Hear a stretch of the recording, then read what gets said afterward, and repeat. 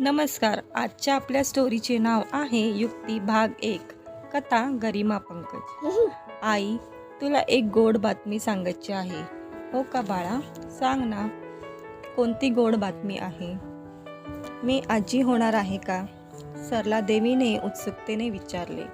नेहा लाजली आणि म्हणाली, हो आई, असेच घडणार आहे. आज सकाळीच नेहाला ही गोड बातमी समजली होती. तिने दवाखान्यात जाऊन तपासणी करून घेतली होती.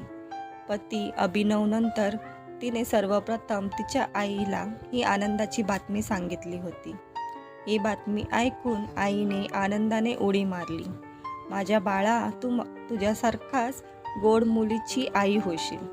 तुझी मुलगी माझ्यासारखी हुशार आणि तुझ्यासारखी सुंदर असेल. आई, मला मुलगी होईल हे तू आत्ताच कसे सांगू शकतेस? कारण माझ्या मनाला असे वाटते की मलाही हेच हवे आहे. माझ्या बाळा, तुला मुलगीच होईल.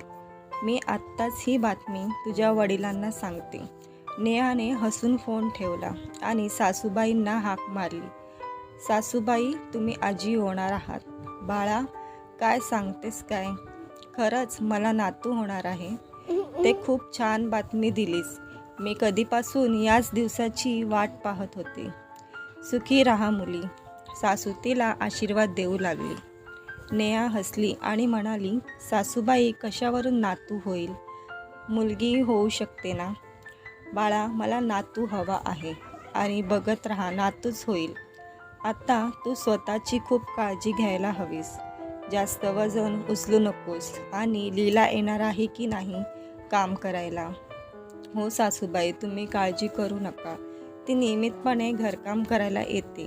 आजकाल फार सुट्ट्या घेत नाही. तिला अजिबात सुट्टी देऊ नकोस. अशा अवस्थेत विश्रांती घेणे खूप गरजेचे असते. विशेषतः सुरुवातीचे आणि शेवटचे 3 महिने खूप महत्त्वाचे असतात. हो सासूबाई, मला माहीत आहे. तुम्ही निश्चिंत राहा. मी स्वतःची पूर्ण काळजी घेईन. असे बोलून नेहाने फोन ठेवला. गरोदरपणाच्या सुरुवातीच्या महिन्यात नेहाला खूप मळमळ व्हायची. अभिनव तिची काळजी घेत होता. कामवालीही तिला जमेल तशी मदत करत होती. सर्व व्यवस्थित सुरू होते. नेहाला 5 महिने झाले होते.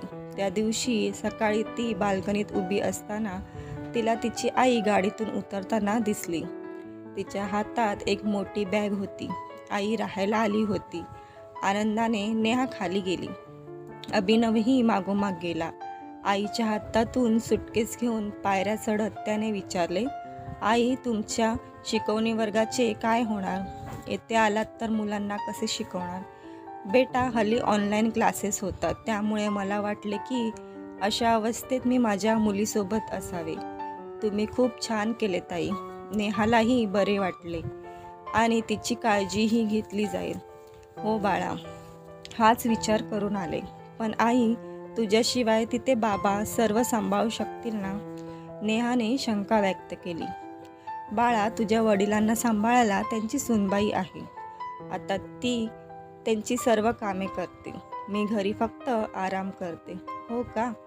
आई, तू आल्यामुळे मला खूपच आनंद झाला आहे.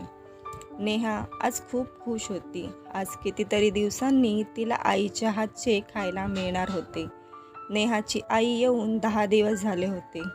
आई गरोदरपणात आवश्यक असलेले खायचे पदार्थ नेहाला वेळच्या वेळी करून स्वतःच्या इच्छेनुसार खायला द्यायची. तिने नेहाला काय करावे, कसे बसायचे हे शिकवले. तिच्या गरोदरपणाच्या वेळच्या गोष्टी तीच नेहाला सांगायची. एकंदरीत नेहा खूप छान वेळ घालवत होती. तिची आई खूप शिकलेली होती. ती महाविद्यालयात प्राध्यापिका होती. त्यामुळे जरा जास्तच शिस्तप्रिय होती. नेहाचा स्वभाव मात्र आईपेक्षा खूपच वेगळा होता. तरीही आई आणि मुलीचे नाते खूप गोड होते आणि या क्षणी नेहा तिच्या आईची जवळीक, तिचे प्रेम अनुभवत होती. वेळ आनंदात जात होता. दरम्यान एके दिवशी अभिनवच्या आईचा फोन आला. बाळा, मी तुझ्याकडे येते. नातवाला पाहण्याची खूप इच्छा आहे. पण आई, तुझा नातू अजून कुठे आला आहे? अभिनवने विचारले. अरे वेड्या, आला नसला तरी लवकरच येणार आहे. नेहाच्या पोटातील माझ्या नातवाची सेवा केली नाही तर मी कसली आजी. चल फोन ठेव, मला सामान भरायचे आहे. पण आई, तुझ्या सत्संग आणि तू रोज ज्या चर्चासत्राला जातेस त्याचे काय?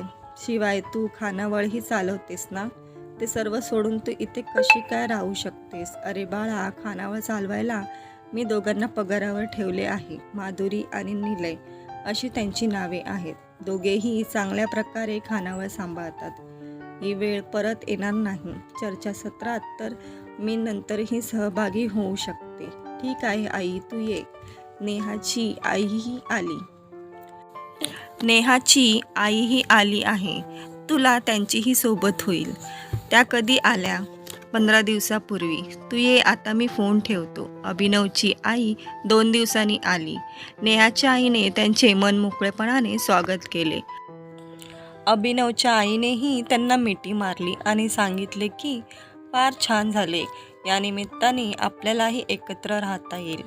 मनातून मात्र दोघींनाही एकमेकींबद्दल राग होता.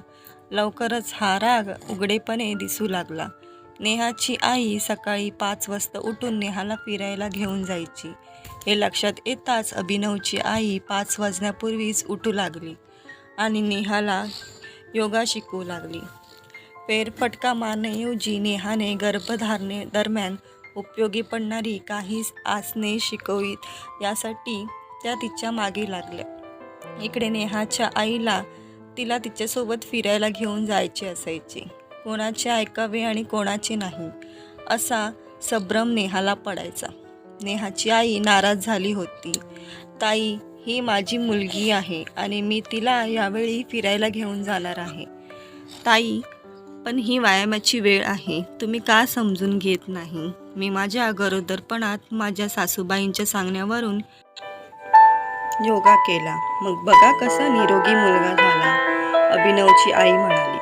अभिनवने लगेच यावर तोडगा शोधला आणि आईला समजावून सांगितले की आई, नेहा सकाळी व्यायाम करेल आणि संध्याकाळी योगा करेल. शिवाय संध्याकाळी योगा करणे खूप चांगले असते, कारण त्यावेळी वातावरण भरपूर ऊर्जा असते. त्यानंतर रोज कुठल्या ना कुठल्या गोष्टीवरून दोघींमध्ये खटके उडू लागले. नेहाची आई नेहाला जे काही करायला सांगायची ते अभिनवची आई काहीतरी निमित्त काढून तिला करू देत नसे.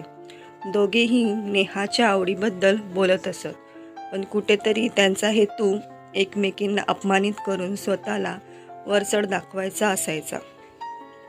अभिनव आणि नेहा असा विचार करत होते की हळूहळू सर्व काही ठीक होईल.